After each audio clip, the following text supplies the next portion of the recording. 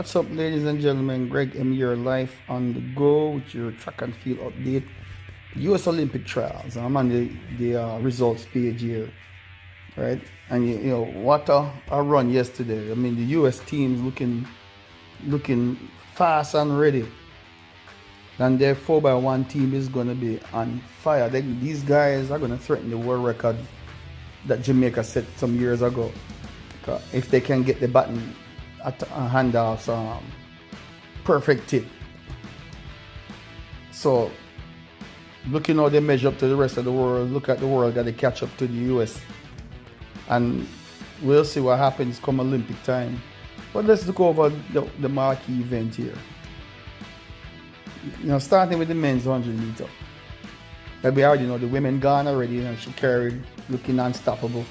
But Noah Lyles qualified, of course, everybody know, for those who watched already. He ran a 9.80 with a positive 3.0 win assist, right? So everybody was like, at least I was thinking, man, 9.80 is that win legal? It wasn't. So I was thinking that's probably more like a 9.90. But regardless, the win time, well, I mean, the winning time with that win is still fast in the 9.80. That's the kind of times you should be running with that kind of win. But look at Kenny Bednarik. He's only been running mostly 200 from this guy's come on the scene that I know of. And he's more like a guy for the 200 that we look to challenge Noah Lyles. But he ran 9.82.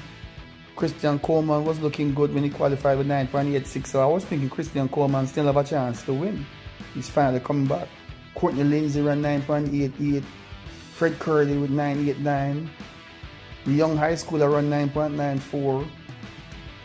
So except for Christian Coleman race, he was the only win legal time of all the qualifiers.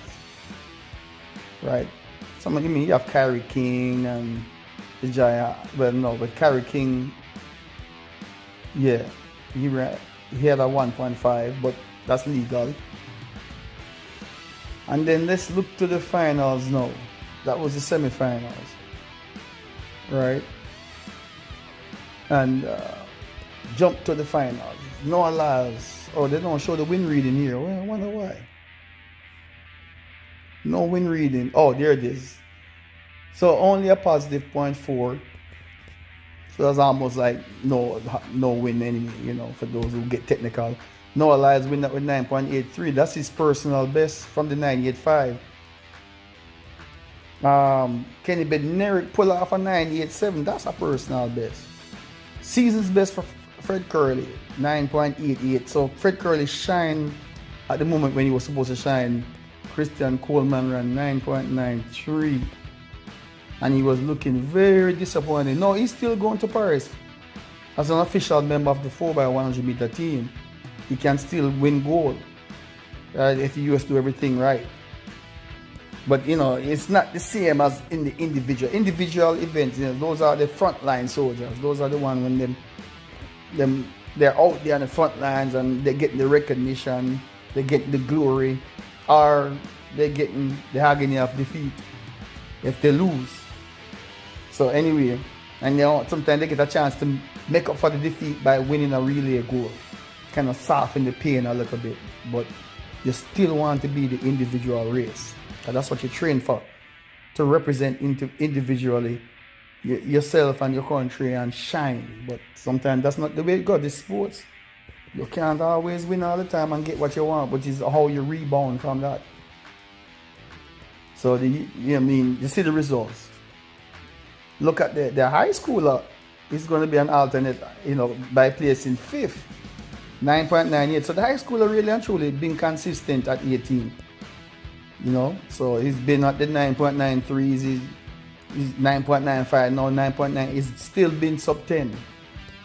Everybody else is Courtney Lindsay, I thought would have ran a little better. See, that's the thing, sometimes you don't know the shape of somebody from one race. They can run fast in one race, in a heat.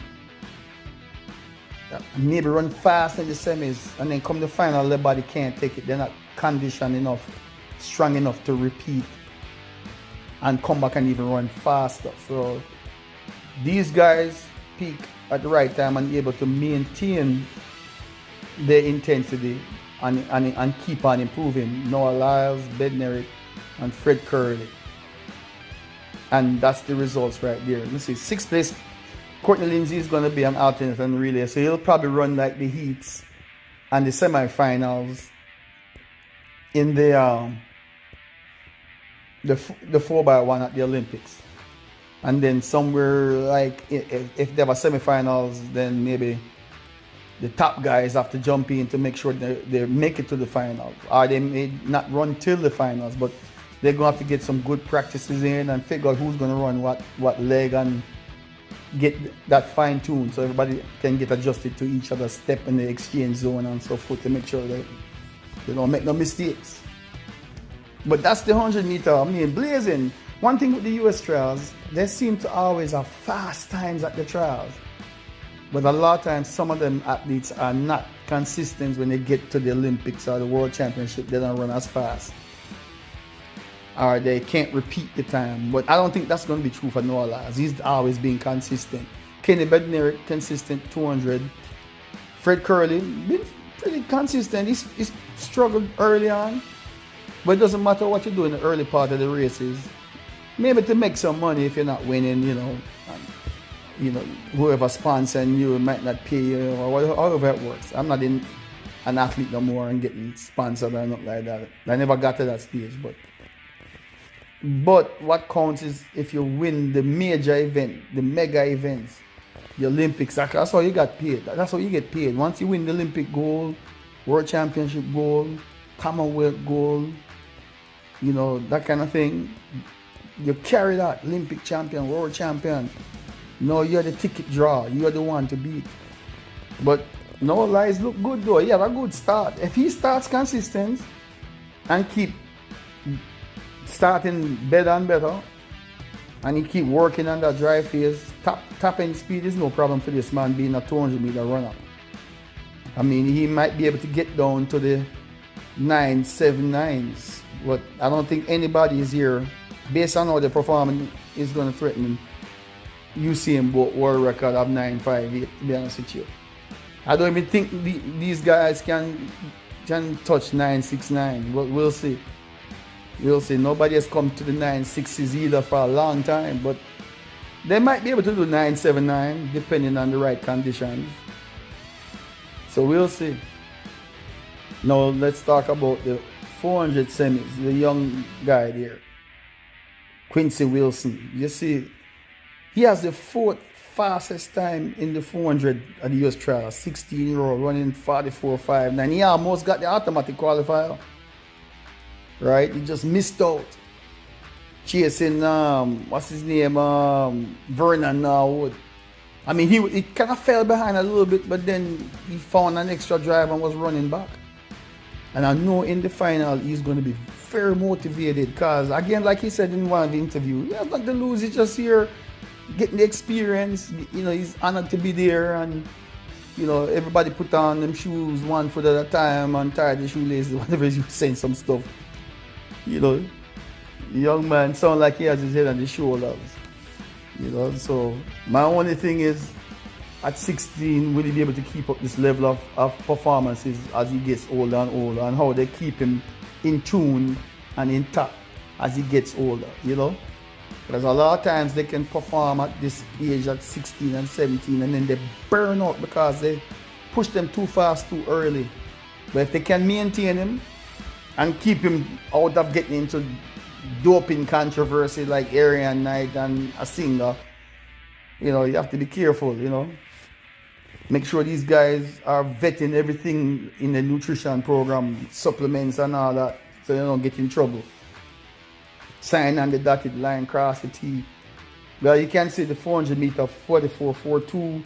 Bryce Deadman 44, Vernon Howard 44.50, Quincy Wilson 44.59, Chris Bailey 44.8, bunch of 44s. Matthew Bolin runner 44.91. Robinson 44.95, and a couple of other guys run season's best, but Michael Norman just took it easy. Why push it when you have the finals to run with? That's when you're going to need to draw on all your energy and not feel so burnt out and tired and not having any kind of tired legs.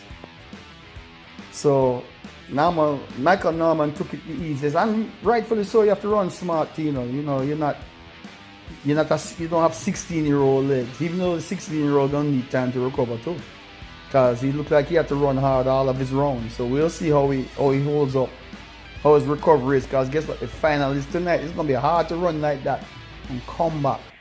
You have to run hard to run 44, and especially when you want to get the automatic qualifying spot, and you have to come back and repeat. You're not able to just relax and cruise in at a 45.5, or just take it easy and feel like you have a lot left in the tank. And some of these guys are probably not going to be able to perform the same way they did in the semifinals. They're going to have to come back and try to find that motivation and energy to run 44 again or even improve. Michael Norman, to me, has the best chance, because he just look back and be like, all right, no one challenged me. I don't have to push to have the automatic qualifier. I took it easy. He ran smart. Everybody has seen that kind of work. The young guy, 16, unless he finds some extra motivation, I don't think he's going to be able to come back and run that 44.5. Well, who knows? This might be a special young man. But that's just my take I want to put on it. We'll see what the final brings later on today. That's going to be exciting to watch, as everybody's watching to see what this young man is going to do, the future of 400 possibly. And today is what, Monday, so we'll see what Monday brings. So Monday we have the 110 hurdles, women's high jump, men's long jump, men's 1500 final, okay, men long jump final, women high jump finals, 3000, heptathlon, men's 400 meter final. Everybody gonna be looking for that. Women's 5,000 meter and the 800 meter final. All eyes on Athleen Moo. Will she be able to keep improving? Because she really started out slow in her season with not much races under her legs. And the good thing is we got plenty time before the Olympics, and this Olympic trial is giving her the races that she needs, and she's looking like she's already shaping up already. So anyway, stay tuned. We'll see what happens, and as the races go by, I'll comment on the good, the bad, and the ugly, and the amazing, you know. So that's just my take for it for now. Until next time, we'll talk again.